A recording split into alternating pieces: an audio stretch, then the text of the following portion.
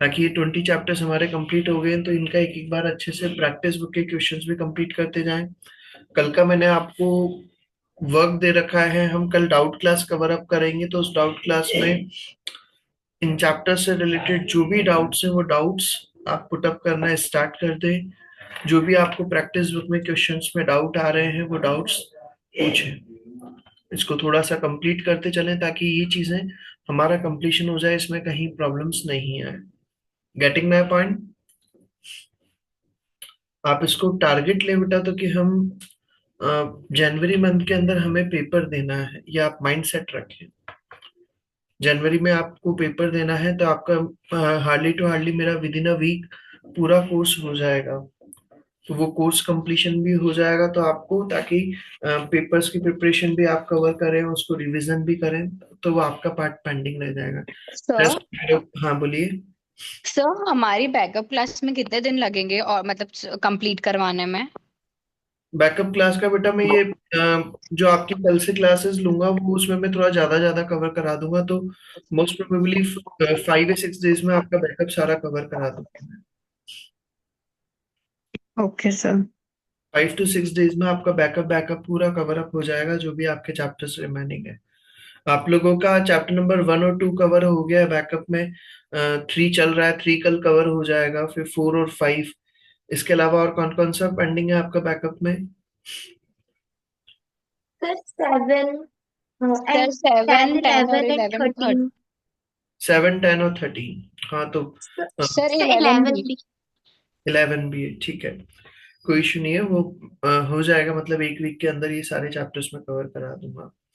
उसमें बहुत easy easy chapter है, ऐसा कोई टेक्निकल चैप्टर नहीं है। मेनली जो चैप्टर्स लेंदी चैप्टर पढ़ते हैं वो पढ़ते हैं कंसोलिडेशन वगैरह, और ये वाले चैप्टर्स इनको समझाने में थोड़ा सा टाइम ज्यादा कंज्यूमिंग हो जाता है। वो चैप्टर्स आपने कवर कर ही लिए, तो उसमें कहीं दिक्कत वाली बात नहीं है। तो इसलिए 20 चैप्टर्स कंप्लीट हो गए हैं। मेरा अप्रॉक्स 80 to 80% सिलेबस कंप्लीट हो चुका है, तो आप इसको क्वेश्चंस को कंप्लीट करें।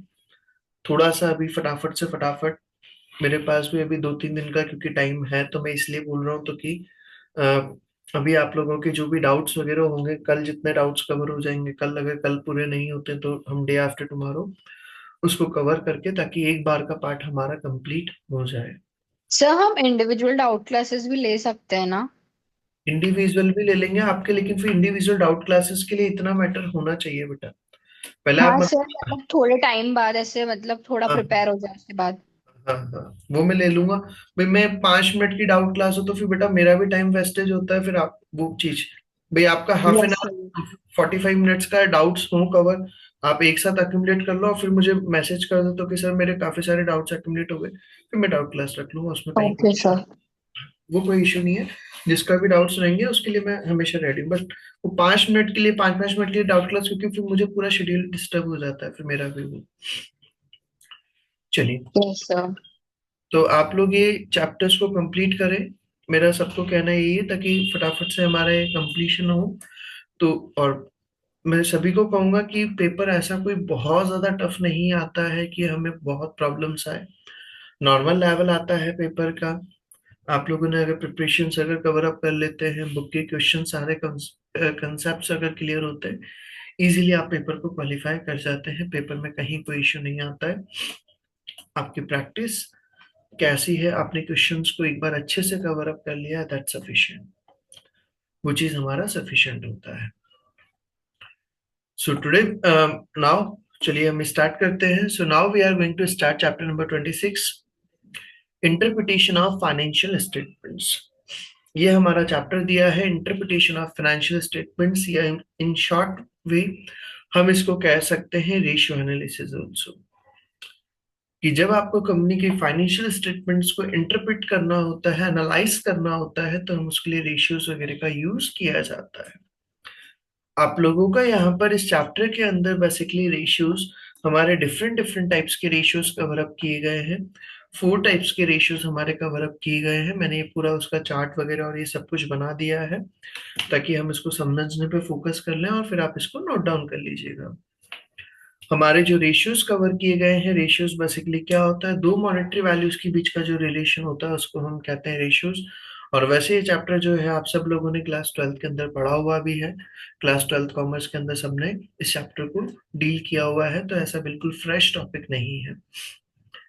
रेशियोज बेसिकली कोई भी दो वैल्यूज के बीच का जो रिलेशन होता है उस रिलेशन को शो करता है। और रेशियोज हमारे यहाँ पर 4 टाइप्स के रेशियोज कवर किए हुए हैं। First one is profitability ratios. Profitability ratios जो प्रॉफिट से रिलेटेड आपकी कैपेसिटी शो करते हैं, आप प्रॉफिट्स कितना अर्न करते हैं, तो वो चीज हमारा profitability ratios. Second, liquidity ratios. Liquidity ratios क्या बताते हैं, आपकी लिक्विडिटी पोजीशन, आपकी short term solvency position show करते हैं। तो क्या अगर हम आपसे अभी पैसा डिमांड कर दें तो आप पेमेंट करने की कैपेसिटी रखते हैं या नहीं रखते हैं, वो चीज हमारा कौन शो करता है, लिक्विडिटी रेशियोज।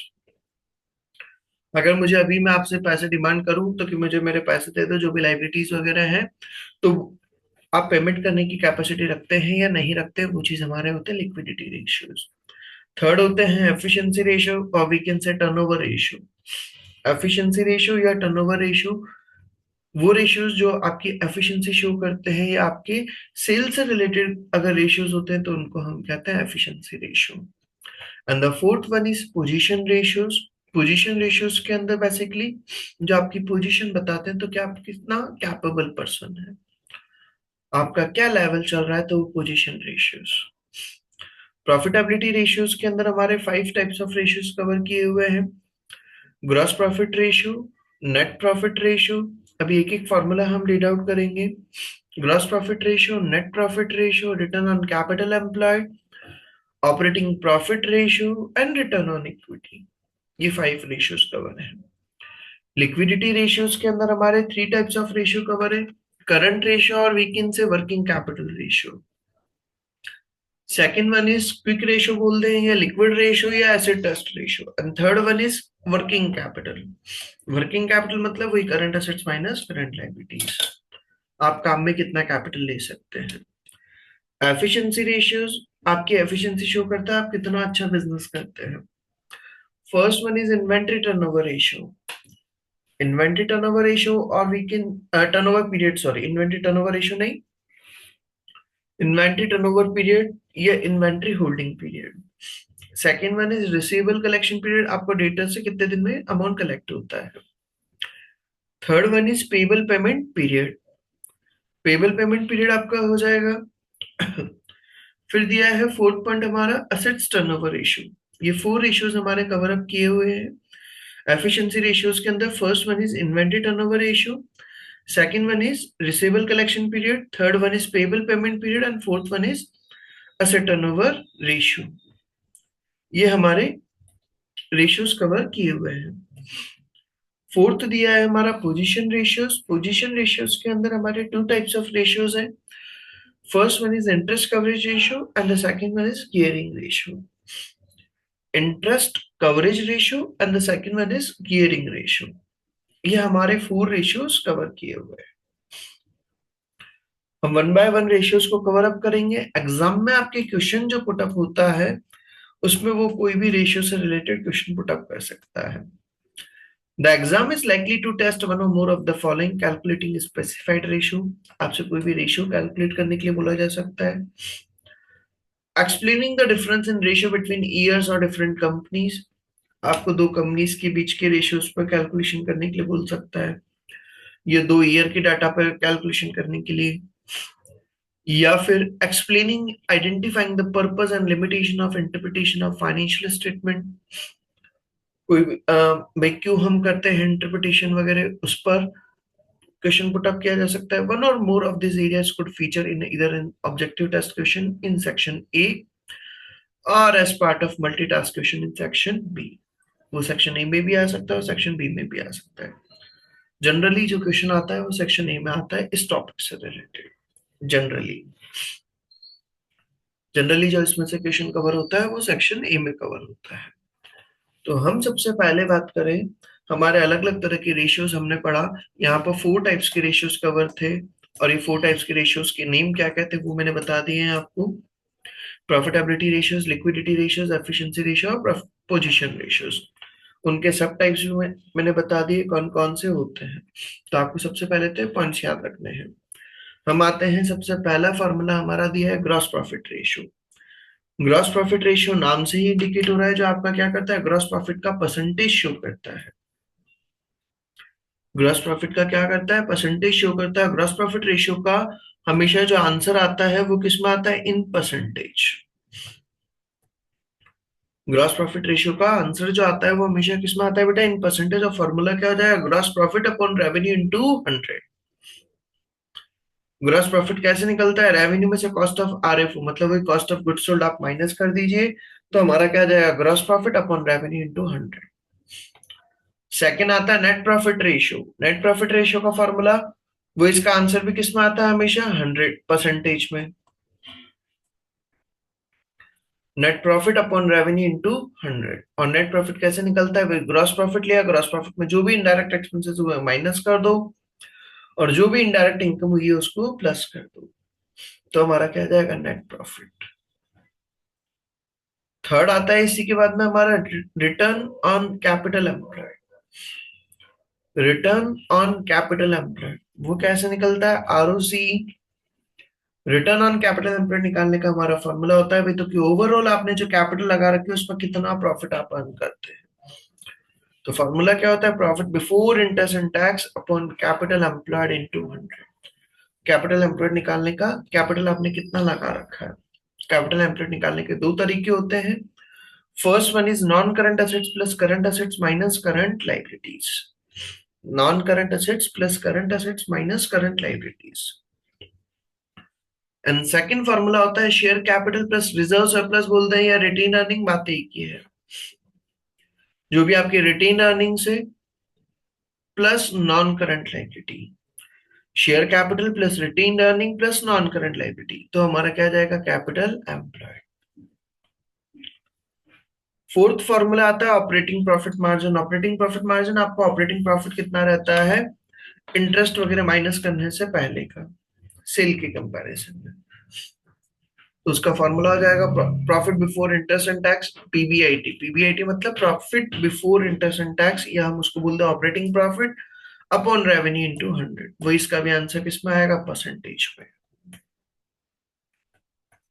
और आरओसी का भी आंसर किसमें आएगा, परसेंटेज में।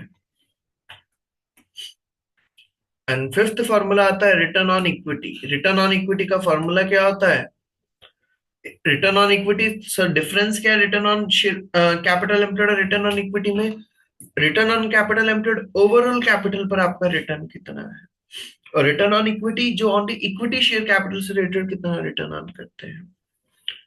उसका फॉर्मूला क्या होता है, profit after interest and tax minus preference dividend. Profit after interest and tax minus preference dividend. Preference dividend minus कर देंगे upon equity share holders fund. Equity share holders fund means only equity share capital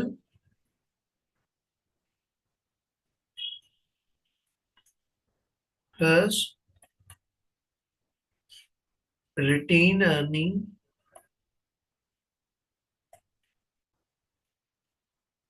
will be considered। Preference share capital को हम नहीं लेते हैं। Return on equity, तो return on equity का formula हो गया profit after interest and tax minus preference dividend upon equity share holders fund into 100। Sixth आता है करंट रेशियो। करंट रेशियो का फॉर्मूला होता है current assets upon current liabilities, और इसका आंसर जो आता है इस टू 1।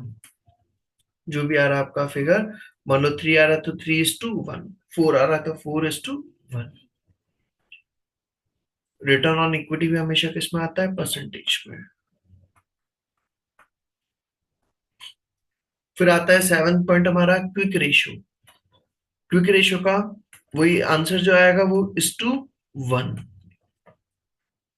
क्विक रेशियो आप कितना जल्दी असेट्स को कैश में कन्वर्ट कर सकते हैं, फटाफट से कन्वर्ट हो जाता है। क्विक एसेट्स फॉर्मूला क्या होता है, quick assets upon current liabilities. Quick assets निकालने का फॉर्मूला क्या होता है, करंट एसेट्स माइनस इन्वेंट्री। ये फॉर्मूले वगैरह मैं थोड़ा सा स्पीडली चल रहा हूँ क्योंकि ये चीजें आपने पढ़ा हुआ है। मैं एक एक पॉइंट पे बहुत इलोबरेट नहीं कर रहा हूँ, डिटेल में नहीं जा रहा हूँ, क्योंकि हमें ज्यादा डिटेल में जाने की रिक्वायरमेंट नहीं लगती है। अगर किसी को भी कोई पॉइंट में अगर डाउट हो तो वो पूछ लीजिएगा।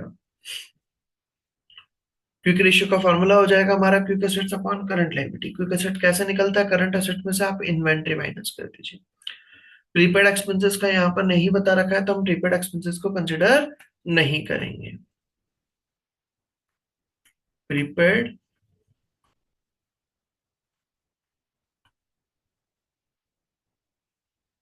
Not deducted out of current assets to calculate quick assets. Quick asset calculate करने के लिए हम करंट एसेट्स में से प्रीपेड एक्सपेंसेस को माइनस नहीं करेंगे, जबकि आप क्लास 12 में करते थे, यहाँ पर नहीं कर रखा है। नेक्स्ट फॉर्मूला आता है वर्किंग कैपिटल। आपके पास में काम में लेने के लिए कितनी कैपिटल रखी है, उसका फॉर्मूला क्या होता है, current assets minus current liabilities. Current assets minus current liabilities, तो हमारा क्या आ जाएगा, वर्किंग कैपिटल। फिर आता है इन्वेंट्री टर्नओवर पीरियड। आपका इन्वेंट्री कितने दिन में रोटेशन घूमता है, उसका कितना रोटेशन घुमाते हैं आप नॉर्मली, कितने दिन तक इन्वेंट्री को होल्ड करते हैं, उसको हम कहते हैं इन्वेंट्री टर्नओवर पीरियड या इन्वेंट्री होल्डिंग पीरियड, जिसका फॉर्मूला क्या होता है, inventory upon cost of sales into 365। और ये जो आंसर आता है वो किस में आएगा, डेज में।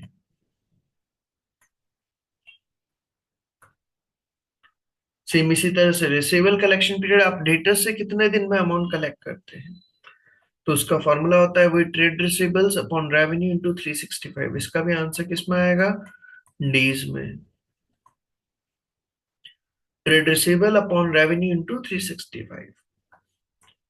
फिर आता है 11 point payable payment period. Payable payment period निकालना है तो वही trade payables upon cost of sales या purchase. Trade payables upon cost of sales या परचेज इंटू 365। इसका भी जो आंसर आएगा वो किस में आता है, डेज में। और फिर आता है assets turnover ratio. Assets turnover ratio का revenue upon total assets minus current liabilities. इसका जो आंसर आता है वो आता है टाइम्स में। भाई आपके पास में सेल्स और एसेट्स कितना टाइम है, सेल्स और एसेट्स का कितना रिलेशन है, वो चीज हमारा शो होता है एसेट्स टर्नओवर रेशियो से।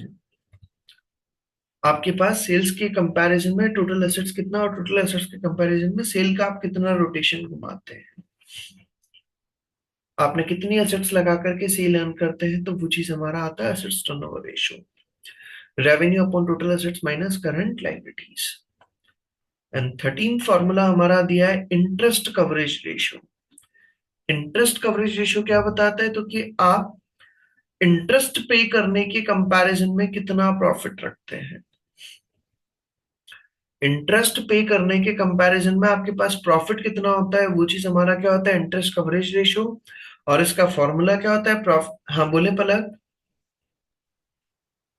सर नेट एसेट किसको बोलते हैं, लाइक उसका कोई फॉर्मूला होता है ना?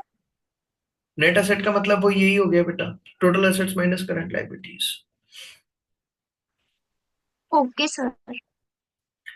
इंटरेस्ट कवरेज रेशियो, इसका हमारा पॉइंट क्या होगा, वही profit before interest and tax, PBIT मतलब profit before interest and tax upon interest charges. आपका इंटरेस्ट कितना जाता है, और इसका आंसर भी वही जो भी आंसर आपका आएगा वो किस में आता है, टाइम्स में।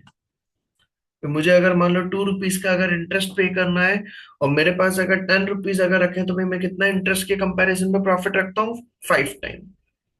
Profit before interest and tax 10 rupees और मुझे इंटरेस्ट पे करना है 2 रुपए, मेरे पास कितना हो गया, 5 टाइम। एंड लास्ट फॉर्मूला हमारा दिया है गियरिंग रेशियो। गियरिंग रेशियो का फॉर्मूला क्या होता है, non current liability. Gearing ratio मतलब कि आपके पास ओवरऑल जो लायबिलिटी है, जो भी आपने फंड्स वगैरह ले रखे हैं मार्केट से, जो भी एक्स वजह, उसका नॉन करंट लायबिलिटीज से कितना रिलेशन है, नॉन करंट लायबिलिटीज का प्रोपोर्शन कितना है। तो वो चीज हमारा क्या करता है, gearing ratio, non current liabilities upon total equity plus non current liabilities. और इसका आंसर जो आता है वो भी वही times non current liability upon total equity plus non current liability. ये हमारे 14 फॉर्मूला इस चैप्टर के अंदर कवर अप किए हुए हैं। इनमें बोले बेटा किसी को भी कोई डाउट है क्या?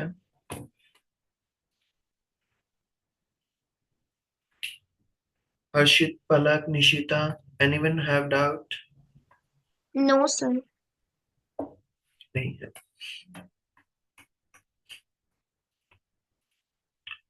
तो बेसिकली हमारा इस चैप्टर के अंदर सबसे पहला टॉपिक जो दिया है वो यही दिया है। आपको रेशियोज दे दिए अलग अलग तरह के, profitability ratios, liquidity ratios, efficiency ratios और पोजीशन रेशियोज। उन सारे रेशियोज के मीनिंग समझा दिए हैं। तो रेशियो एनालिसिस क्या दिया है, accounting ratios help to summarise and present financial information in a more understandable form. Accounting ratios क्या करते हैं, आपको समराइज करते हैं और फाइनेंशियल इंफॉर्मेशन को आप अंडरस्टैंडेबल फॉर्म में समझ प्रेजेंट करते हैं। Once calculated they can be interpreted to give an indication of the company performance and position. और आप एक बार उनको कैलकुलेट कर लेते हैं रेशियोज को, तो फिर आप उसके बेसिस पे अपनी रिव्यूज वगैरह दे सकते हैं। उनको 4 कैटेगरीज में डिवाइड किया हुआ है, profitability, liquidity, efficiency and position ratios. Profitability ratios जो क्या करते हैं, कंपनी की measures the company use of its assets and control of its expenses to generate an acceptable rate of return। कि आपने प्रॉफिट्स वगैरह के लिए कितना क्या फॉर्म यूज किया है, क्या चीजें आपने यूज किया है। ग्रॉस प्रॉफिट मार्जिन, वही formula, gross profit upon revenue into 100। Gross profit margin measures how well a company is running its core operations. Company अपने कोर ऑपरेशंस को कितना अच्छे से काम कर रही है। The gross profit percentage should be similar from year to year from the same for the same company। मिलता जुलता होना चाहिए, बहुत ज्यादा फ्लक्चुएशंस नहीं आने चाहिए ग्रॉस प्रॉफिट रेशियो में। और सिग्निफिकेंट में change may be due to change in the sale price. Sale price अगर चेंज होती है तो वहां पर रेशियो में चेंज आ जाता है। प्रोडक्ट मिक्स में चेंज होता है तो आता है। इनकरेक्ट इन्वेंट्री वैल्यूएशन, आपने सही तरीके से इन्वेंट्री का वैल्यूएशन नहीं करा है। Change in the cost of sales, cost of sales में चेंज आता है तो भी वेरिएशंस आते हैं। सेकंड दिया ऑपरेटिंग प्रॉफिट मार्जिन, वही operating profit upon revenue into 100। Profit before interest and tax is used because it avoids distortion when comparisons are made between two different companies where one is heavily financed by means of loan and other is financed entirely by ordinary share capital। Profit before interest and tax क्यों लिया जाता है भाई, ताकि हम दो company के बीच में कंपैरिजन कर सके। भाई अगर मान लो एक कंपनी ने बहुत ज्यादा लोन ले रखा है, उनका ज्यादातर अमाउंट लोन से लिया, और एक कंपनी ने सारी पैसा अगर शेयर कैपिटल से ले रखा है, तो ऑब्वियसली जिसने लोन ले रखा है तो उसके ऊपर लायबिलिटी ज्यादा होगी। तो इस वजह से हम क्या करते हैं, लोन का इंटरेस्ट वाला पॉइंट ही खत्म करके हम कौन सा लेते हैं, profit before interest and tax. तो profit before interest and tax upon revenue into 100। The extra consideration for the operating profit margin over the gross margin is how well the company is controlling its overheads। और ये क्या बताता है कि company अब कितना अच्छे से अपने ओवरहेड्स को मैनेज करती है। फिर थर्ड दिया है हमारा ROC, return on capital employed. वही इसका formula, profit before interest and tax upon total equity plus non current liability into 100। या फिर दूसरा तरीका होता है और total assets minus current liability. Total assets मतलब वही non current plus current assets. This is refer to as capital employed, उसको हम कैपिटल एम्प्लॉयड भी बोलते हैं। टोटल इक्विटी का मतलब क्या होगा, वही share capital, share premium, reserves, जो मैं ऑलरेडी बता चुका हूँ, रिटेन अर्निंग्स लिखवा चुका हूँ। Return on capital employed measures how efficiently a company use its capital to generate profits. आप कितना अच्छे से कैपिटल को यूज करते हैं अपने प्रॉफिट्स को जनरेट करने के लिए। A potential investor or lender should compare the return to a target return or return on other investment or कोई भी पोटेंशियल इन्वेस्टर है जो अगर इन्वेस्टमेंट करना चाह रहा है तो वो क्या करता है, आरओसी चेक करता है तो कि कितना कंपनी रिटर्न देती है।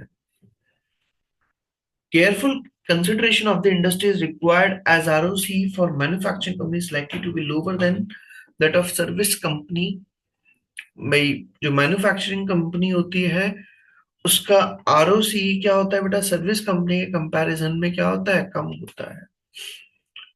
क्यों? क्योंकि manufacturing company has higher assets, उनके पास एसेट्स वगैरह ज्यादा होती है, तो उनके प्रॉफिट मार्जिन वगैरह भी क्या होते हैं, कम होते हैं। सर्विस इंडस्ट्री का प्रॉफिट मार्जिन ज्यादा हो सकता है।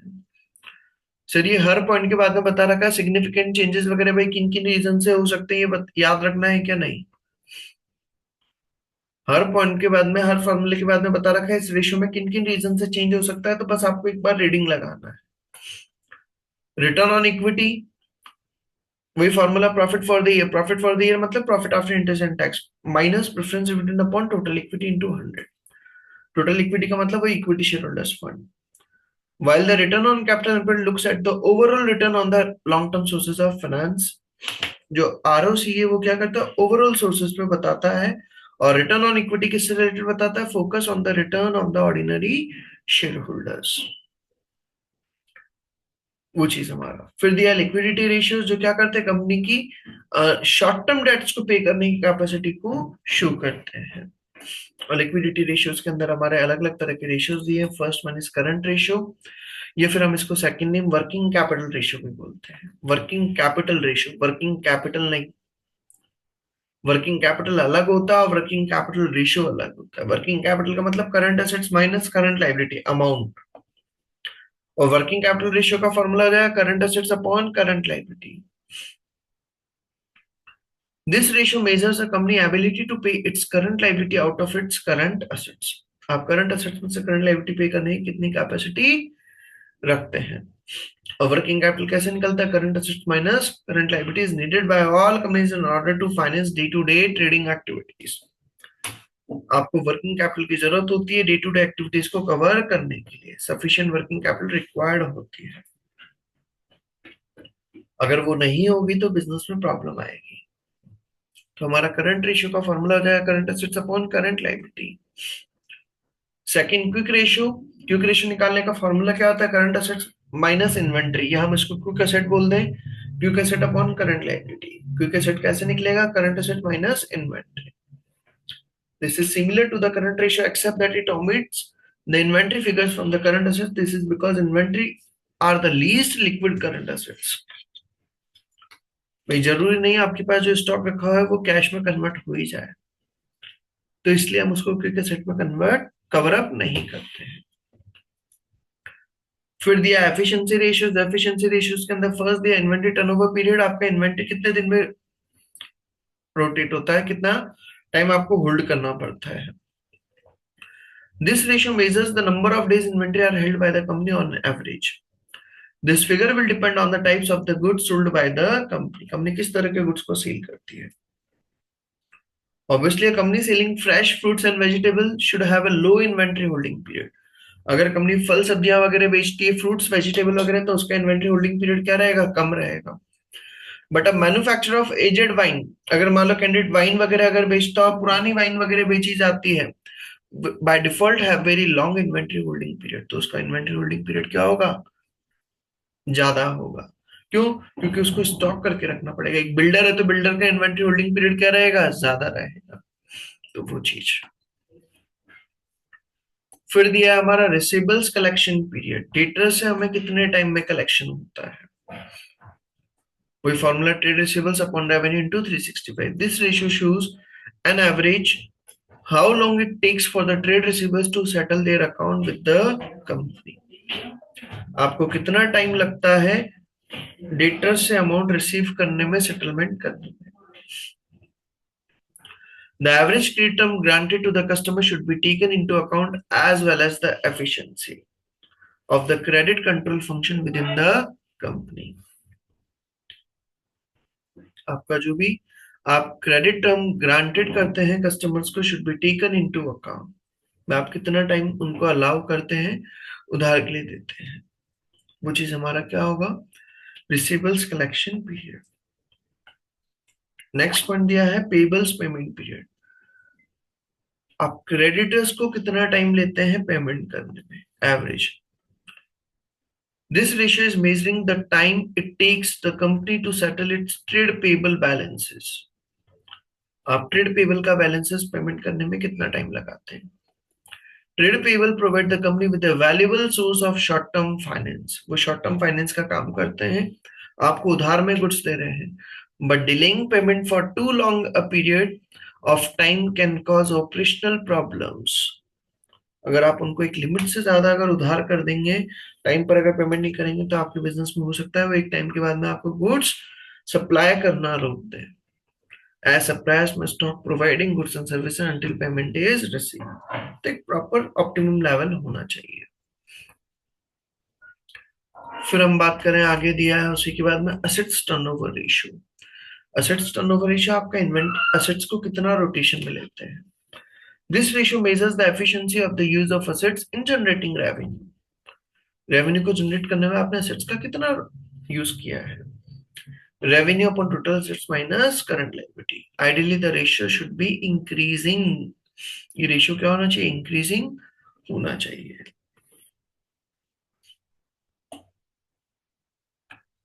फिर दिया था हमारा इसी के बाद में इंटरेस्ट कवरेज रेशियो।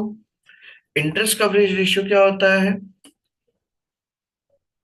उसके पहले पोजीशन रेशियोज। पोजीशन रेशियोज क्या बताते हैं, long term solvency and it's capital structure, long term position show करते हैं। और interest coverage ratio shows consider the number of times a company could pay its interest payment using its profits from operations।